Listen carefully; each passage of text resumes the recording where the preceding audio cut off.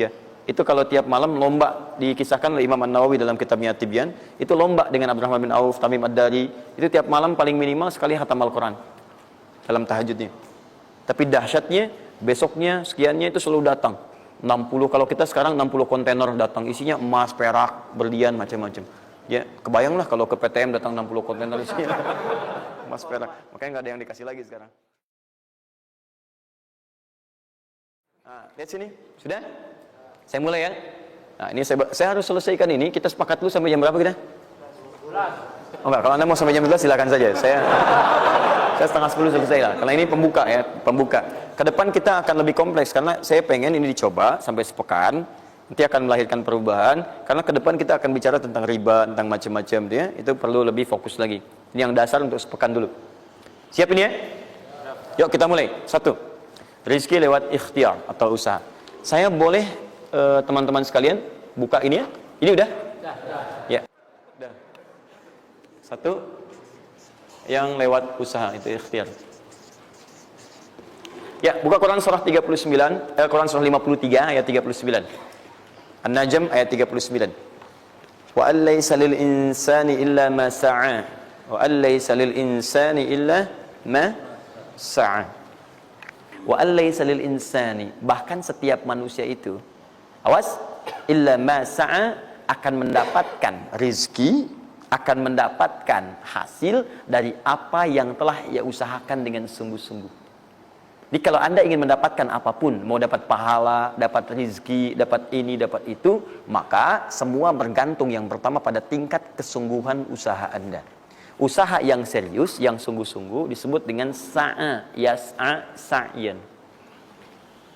Sa'a, yas'a, sa'yan.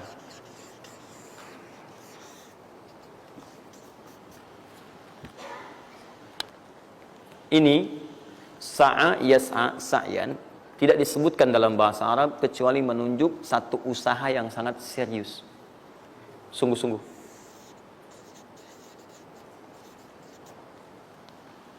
Rizki yang pertama ini sifatnya kata Al-Quran, langsung Allah yang menyampaikan. Kalau Anda mau mendapatkan rizki itu, baik yang sifatnya materi, uang, rumah, mobil, pakaian, makanan dan sebagainya, maka Anda mesti serius usaha. Usaha yang serius. Saya belum bicara bagaimana cara usahanya, tapi Quran ingin membangun komitmen dulu. Anda mau usaha enggak? Anda usaha, saya kasih kata Allah. Tapi kalau Anda enggak usaha, enggak akan turun rezeki. Ya, enggak ada rezeki turun dengan cuman diam aja, enggak ada. Anda mesti usaha. Saat saya berada di Mesir, ada 2 mahasiswa itu saling, mereka paham Quran. Mereka diskusi ingin membuktikan kebenaran Quran. Yang satu cara berpikirnya benar, yang satu keliru. Yang satu berkata, Allah kan sudah jamin rezeki kita akan diberikan, ya kan? Sampai kita wafat sempurna rezeki. Jadi nggak nyari pun pasti dikasih. Cara berpikirnya seperti itu. Ini yang dipakai oleh orang liberal sekarang. Nah, maksudnya logika semacam ini. Yang satu lagi berkata, memang Allah kasih, cuman kita mesti usaha. Dia sebutkan beberapa ayatnya. Yang satu bertahan dengan pendapatnya, dia ingin buktikan, saya masuk nanti ke masjid. Kalau di Timur Tengah itu suka ada zawiyah, tempat-tempat khusus untuk ibadah. Dia masuk ke dalamnya, sembunyi di belakang meja. Nah, di masjid itu suka ada muhsinin, para donatur, yang itikaf kasih makan. Hari pertama semua dikasih, dia tidak, karena ngumpet. Karena perjanjiannya nggak boleh ada usaha apapun. Hari kedua dia masih ngumpet, nggak dikasih, semua dikasih yang ada. Hari ketiga sudah lapar sekali, sudah nggak tahan. Begitu udah dikasihkan, yang muhsinnya tanya, hal min akhar, ada lagi yang lain nggak? DKM jawab karena nggak tahu, kan ngumpet, nggak ada yang lain. Baik, kalau gitu saya kasih ke tempat lain. Karena beranjak mendengar suara itu, dia langsung kasih kode dengan bertahan. Kaget kan DKM. Begitu dibuka ada orang ngumpet di belakang meja, sudah kelaparan. Akhirnya dia ada orang satu lagi di sini, langsung dikasih bagiannya sampai dengan 3 bungkus. Begitu dikasihkan itu, teman yang kedua tadi yang mengatakan mesti ada usaha langsung mengejar pada teman yang bersembunyi. Dan dia katakan, kan saya bilang dari awal, rezeki itu mesti dicari walaupun dengan sama. Saya juga sama, Ustadz pemateri misalnya kan, begitu kehausan ya, dia kan, misal panitia datang, macam-macam lah, misal. Enggak, itu contoh. Saya nggak biasa ceramah sambil minum, ya.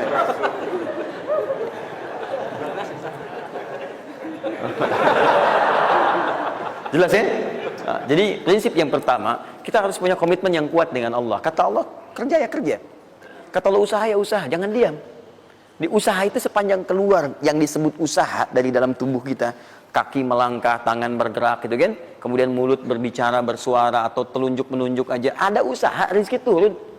Apa butuh pembuktian lagi? Tuh lihat di beberapa belokan-belokan tuh, cuman orang begini aja, prit, 1.000, makasih Pak, 2.000, makasih bos, ya kan, 5.000, paman. Om. Wah, jelas ya, paham ya?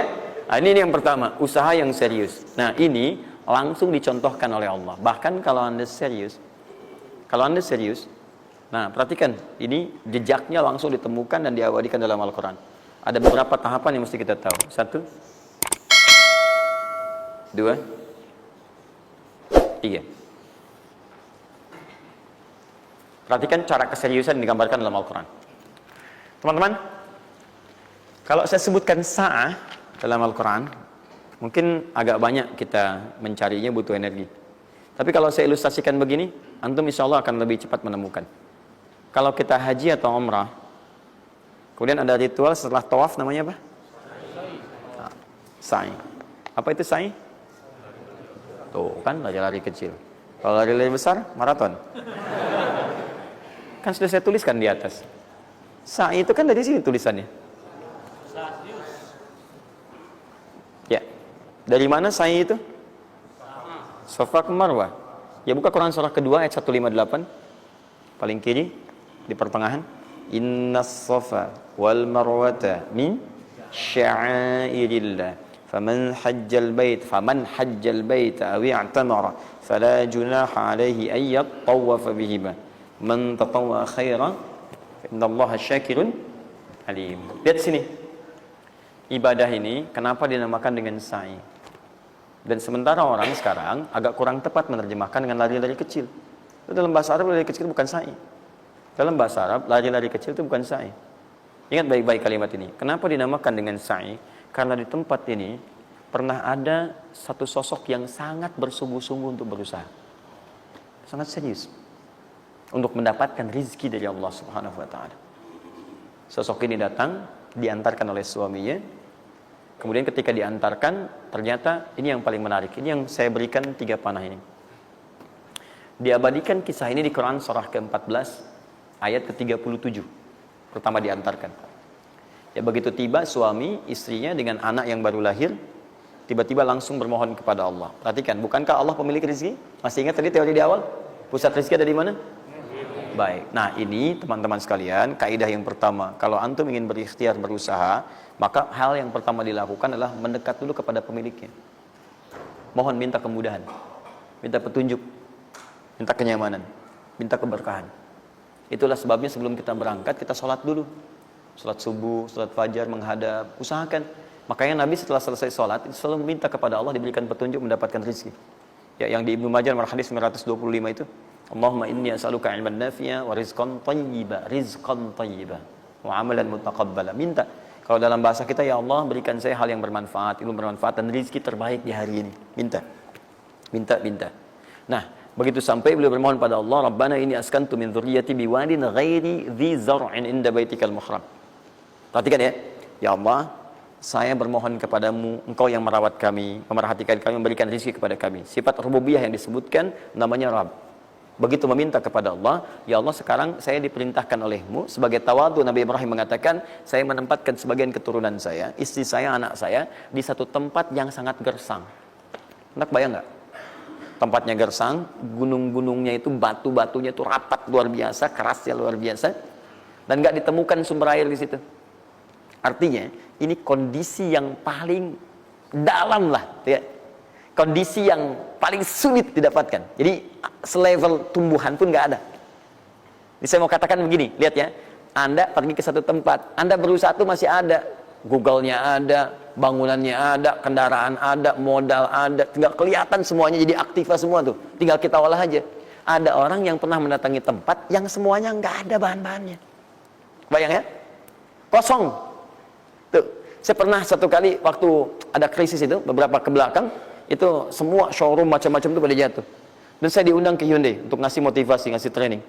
Pertama kali saya dibawa itu, teman-teman sekalian, saya dibawa ke showroom mereka, selapangan tuh, isinya mobil semua. Mobil, apa perkataan pertamanya? Kata manajernya, Ustadz, itu biasanya kami kosong nih. Sekarang banyak seperti ini katanya. Mohon nanti diberikan gambaran seperti apa kami mesti semangat macamnya. Saya bilang, Pak, Bapak itu luar biasa ya. Tahu nggak Pak, orang yang pertama kali menemukan mobil, jangankan mobil begininya, bahannya aja susah nyarinya.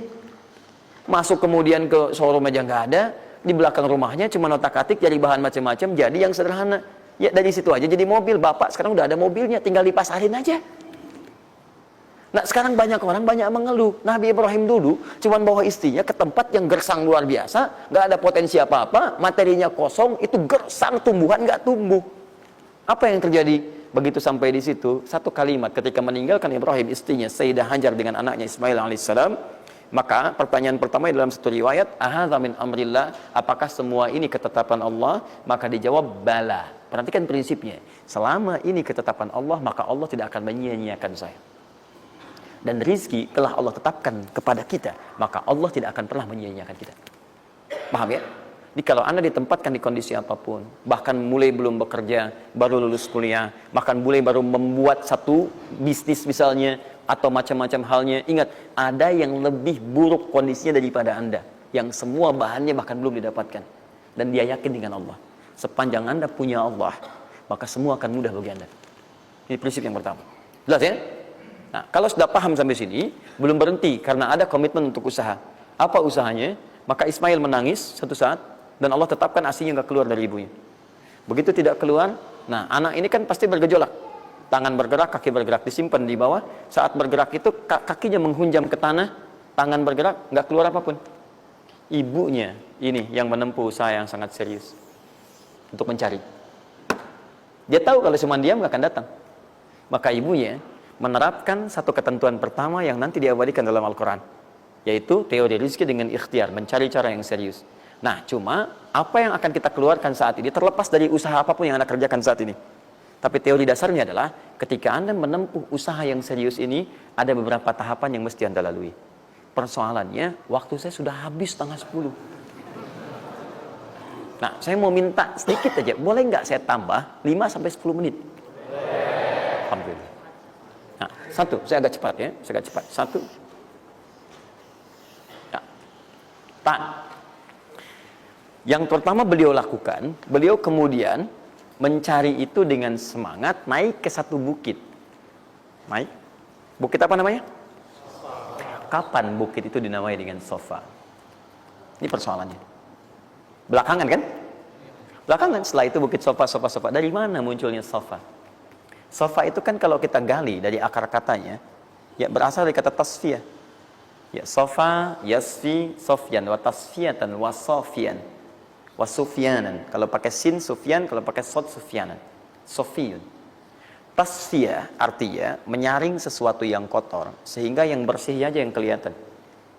Kalau Anda menyaring sesuatu, saring, bersihnya itu ada, kotornya hilang, dibuang. Itu namanya tasfiyah. Pakai ta, sod, fa, ya, ta.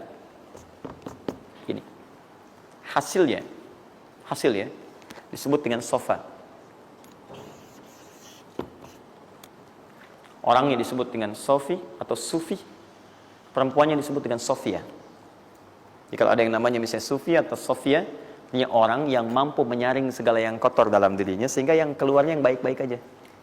Kalau bicara, ada yang provokasi, mau ngucapkan yang kotor, dia tahan. Keluarnya yang baik.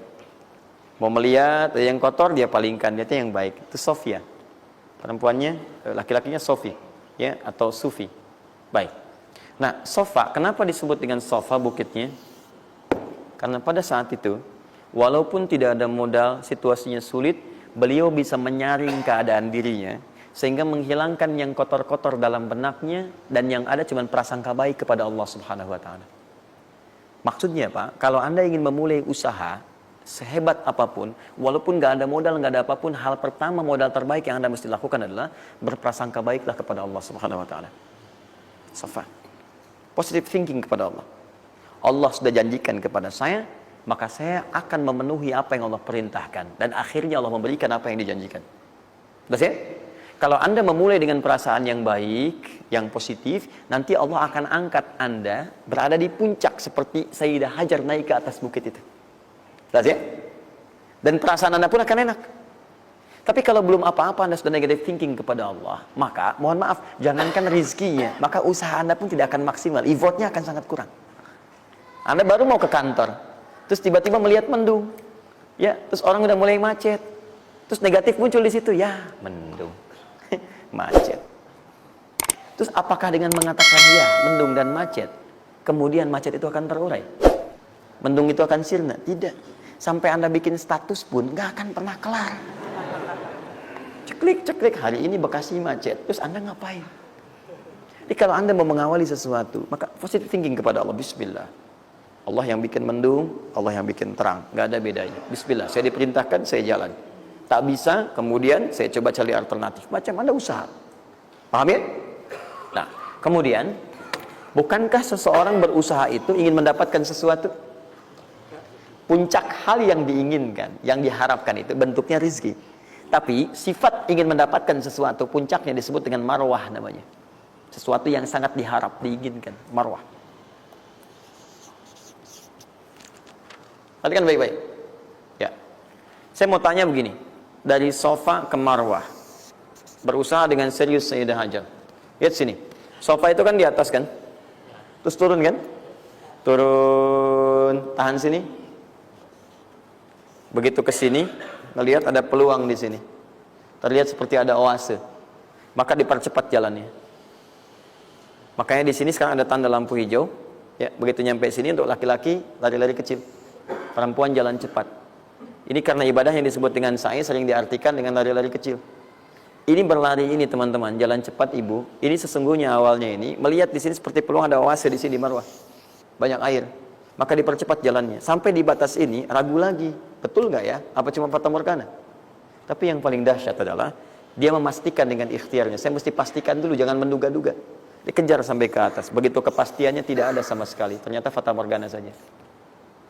Dari sini balik lagi, mungkin di sini ada. Ya, balik lagi ke tempat tadi, balik dilihat sini kayak ada betul di sini. Balik nyampe sini fata morgana. Bola balik, bola balik, bola balik sampai dengan 7 kali. Ya, dari sini ke sini 1. Sini ke sini 2. Ini 3, 4, 5, 6, 7. Ingat, sofa selalu genap, marwah selalu ganjil.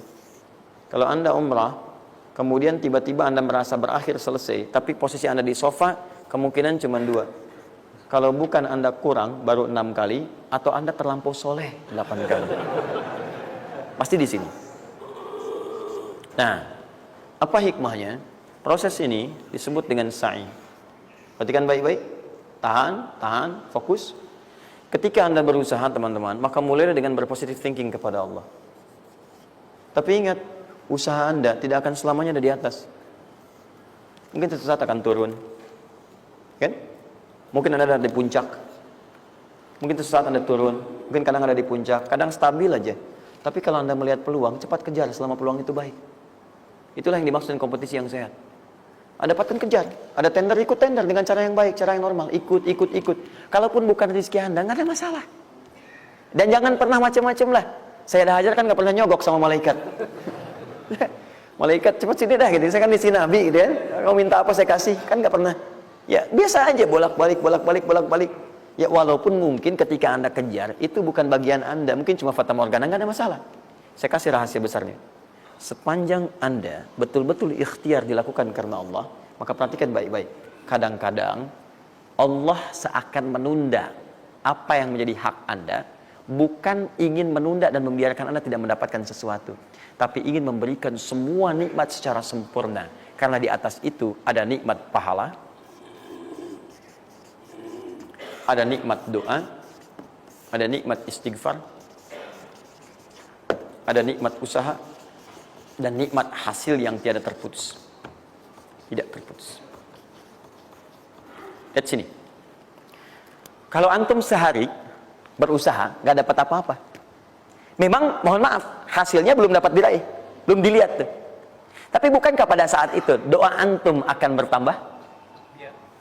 Bukankah malamnya salatnya nambah? Tahajud? Bukankah di situ kadang-kadang kita istighfar? Ya Allah. Teman-teman, bukankah istighfar menggugurkan dosa? Bukankah berdoa menambah harapan, mengakumulasikan sesuatu? Bukankah tahajud menambah pahala lagi? Kadang-kadang yang diinginkan oleh Allah pertama kali bukan dunia dulu. Ketika Allah mencintai seorang hamba, dia akan berikan pahala akhirat dulu. Karena dunia itu sifatnya sementara. Hei fulan, kamu kemana aja? Kemarin kamu jauh dari saya, baru sekarang kamu pikir dekat dengan saya. Saya nggak pengen kasih dunia dulu, dunia itu kecil. Kalaupun di seekor sayap samuk sebelahnya, sebelah sayap nyamuk ada dunia itu ada nilainya, saya kasih buat kamu deh, nggak ada nilainya. Ya, karena itu saya ingin kamu akhirat sempurna dulu. Saya ampuni dulu dosa-dosa kamu yang kemarin. Begitu sudah diampuni, hari kedua istighfar lagi diampuni, saya kasih pahala yang banyak. Begitu pahala udah dapat, dosa udah diampuni, baru dunia diakumulasikan. Karena hukum dunia itu, kalau antum usaha akan terus diberikan. Jadi nggak ada yang nggak dikasih. Jadi kalau antum sehari bekerja ini, kelihatannya nggak dapat apa-apa. Bukan nggak dapat apa-apa, disimpan untuk diakumulasikan.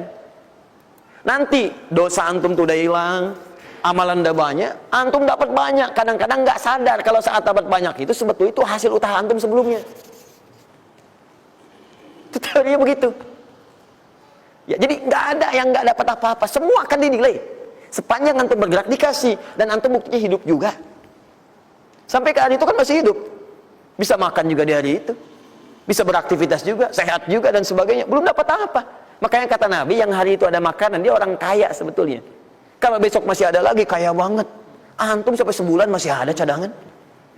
Kenapa kita mesti berkeluh kesah? Dan belum tentu hidup juga sampai besok. Yang tuh mau ngumpulin apa?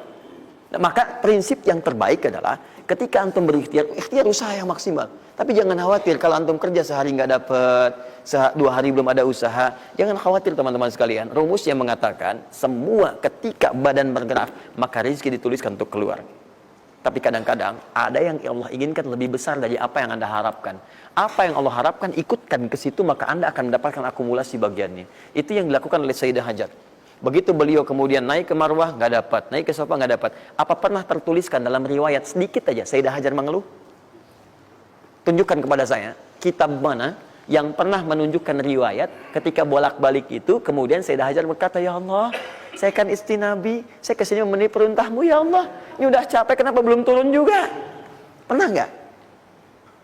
Kedua, ketiga, keempat, kelima sampai ke yang ketujuh. Begitu sampai di Marwah, baru kemudian diakumulasikanlah itu. Apa yang terjadi? Ibunya yang usaha bolak-balik. Akhirnya keluar dari mana? Anaknya, kakinya kemudian menghentak lagi. Tiba-tiba keluar air dari situ. Pertanyaan saya, ibu yang lebih tahu di belakang. Kan kalau anak itu sedang haus, pasti tangan kakinya bergerak kan? Kenapa saat pertama disimpan bergerak, airnya keluar? Sudah 7 kali bolak-balik, baru air keluar. Silakan lihat riwayatnya. Pada hentakan itu, ketika 7 kali ibunya bolak-balik, malaikat mengepakkan sayapnya. Itu yang menghantam air dan keluar air. Malaikat yang ditugaskan Allah memberikan rezeki namanya Mikail. Itu ada di Quran surah kedua ayat ke-98. Ya, man kana aduwwan lillahi wa malaikati wa rusuli wa jibril wa mikail. Mikail. Di antara tugas Mikail oleh Allah ditugaskan untuk memberikan rezeki. Yang paling menarik, perhatikan baik-baik. Begitu airnya keluar, ibunya sedang di Marwah, sedang berdoa nih. Makanya kalau sa'i di sofa ngadep ke kiblat berdoa dulu, ke Marwah ngadep ke kiblat berdoa dulu. Begitu sedang berdoa nyampe ke Marwah yang ketujuh, anaknya lebih kencang menangisnya. Ibunya mendengar suara nggak biasa, dikejar ke sini. Begitu kejar ada air. Apa kata ibunya? Lihat kalimatnya. Zam, zam, zam, zam. Ibunya tidak mengatakan ijma, tapi zam, zam, zam, zam. Zam itu artinya kumpul jangan berhenti, kumpul jangan berhenti, kumpul jangan berhenti. Sampai sekarang air itu tidak pernah berhenti. Perhatikan bagaimana akumulasi pekerjaan seorang ibu yang sangat serius menghasilkan rezeki bukan hanya untuk dirinya, untuk anaknya, cucunya, cicitnya, dan berganti generasi sampai kita sekarang. Kita aja ke zaman Nabi Muhammad, itu teman-teman sudah lewat 15 abad. Nabi Muhammad ke Nabi Ismail 29 generasi. Satu generasi bisa ribuan tahun. Nabi Muhammad ke Nabi Musa aja 2000 tahun, ke Nabi Isa 600 tahun. Sekarang ke Nabi Ismail 29 generasi. Muhammad bin Abdullah bin Abdul Muttalib bin Hashim bin Abdul Manaf bin Qusay bin Murrah bin Kilab bin Ka'ab bin Ghalib bin Fihir bin Malik bin Nadar bin Kinana bin Khuzaimah bin Mudrika bin Ilyas alaihissalam bin Nizar bin Mudar bin Ma'ad bin Addan bin Adi bin Adri, ya, bin Muqawwam bin Nahur bin Tari bin Ya'rub bin Yasib bin Nabit bin Ismail alaihissalam. 29 generasi. Yang bisa mengulang 29 ini saya bebaskan paspornya untuk menghafal Quran di pekan depan. Silakan. Boleh, silakan. Tapi kalau salah satu tambah 1 ayat. Jelas? Terakumulasi. Maka boleh jadi kita berusaha bekerja, sehari belum dapat, 2 hari dagang belum dapat, tenang. Begitu antum 3 hari, tiba-tiba dagangan diborong habis. itu sebetulnya usaha antum yang sebelumnya. Tapi antum dapat bonus ampunan dosa, pahala, macam-macam. Maka jangan mengeluh. Dan jangan pernah antum sekali-kali, awas ya, awas, mengeluarkan kata-kata yang seakan-akan Allah menghentikan rezeki antum. Maka disitulah kesulitan paling sulit akan antum awali. Ya Allah, apa engkau nggak sayang dengan saya? Saya perlu usaha apa lagi? Kenapa belum diberikan juga? Dan sebagainya. Itu kadang-kadang membuat seseorang kalau sudah kehilangan arah seperti itu sampai meninggalkan agamanya, itu yang paling fatal. Paham ya? Keluarkan. Tidak usah mikir, nggak usah macam-macam. Dah, 2,5% keluarkan. Itu 2,5% itu paling minimal. Kalau mau 5% keluarkan. Ingat rumusnya, kenapa disebut zakat? Di antara makna zakat itu adalah